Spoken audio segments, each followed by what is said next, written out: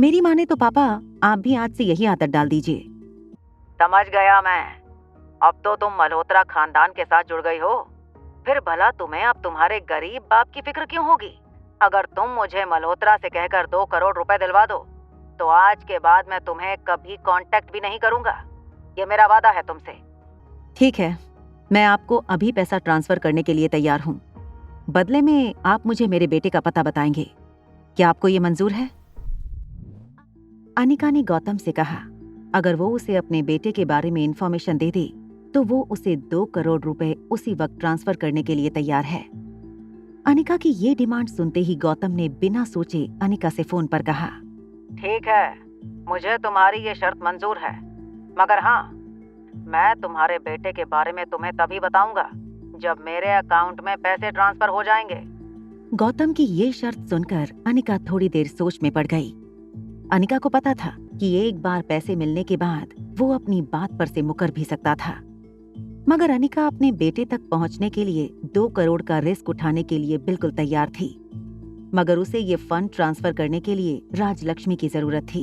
ठीक है, मुझे थोड़ा वक्त दीजिए, मैं अभी फंड ट्रांसफर करवाती हूँ। उसके बाद मैं आपको कॉल करूंगी और आप मुझे मेरे बेटे का पता बता देंगे, ठीक है? अपने बाप पर थोड़ा तो विश्वास रखो। फोन काटकर अनिका ने राजलक्ष्मी को फोन लगाया।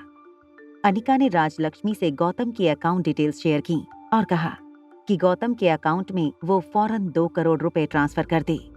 राजलक्ष्मी को अनिका के अचानक लिए गए ऐसे फैसले पर शक हुआ। राजलक्ष्मी नहीं चाहती थी कि अनिका की मेहनत की इतनी बड़ी रकम वो इस तरह जाया कर दे।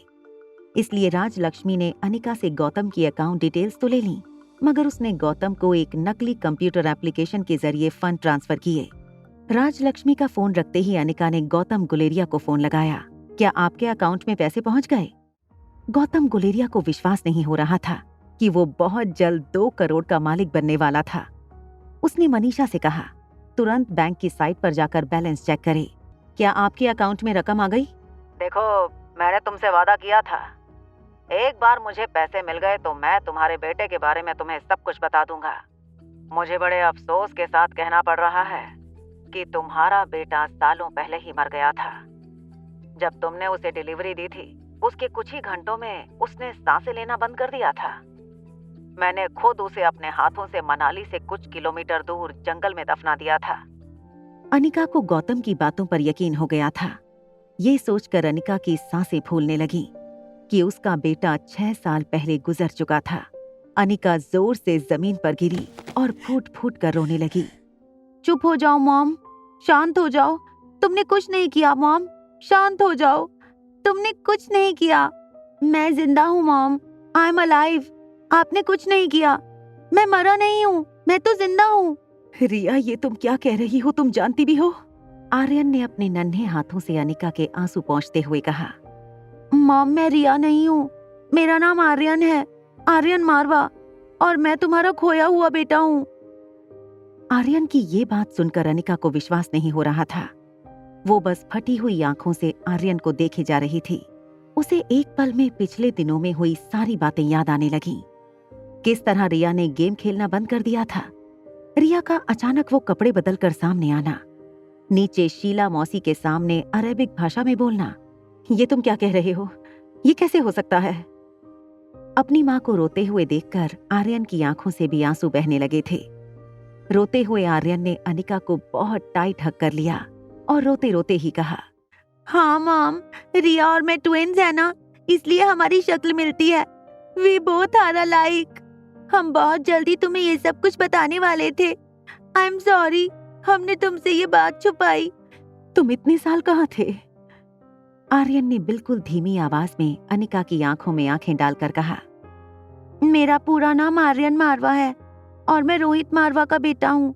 इस बार आर्यन को गले लगाते ही अनिका को इस बात का विश्वास हो गया था कि जिस बच्चे की आंखों में देखकर उसे एक अनजाना कनेक्शन महसूस हो रहा था, वो सब कुछ सच था।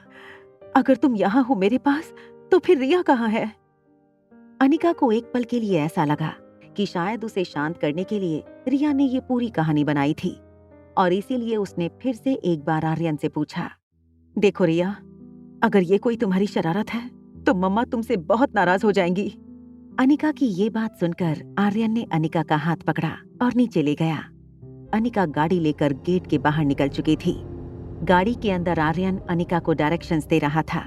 थोड़ी देर ड्राइव करने के बाद अनिका दिल्ली के आउटस्कर्ट्स में एक पॉश लोकेलिटी में पहुंची। ये पूरी सिटी मारवा डेवलपर्स ने ही कंस्ट्रक्ट की थी।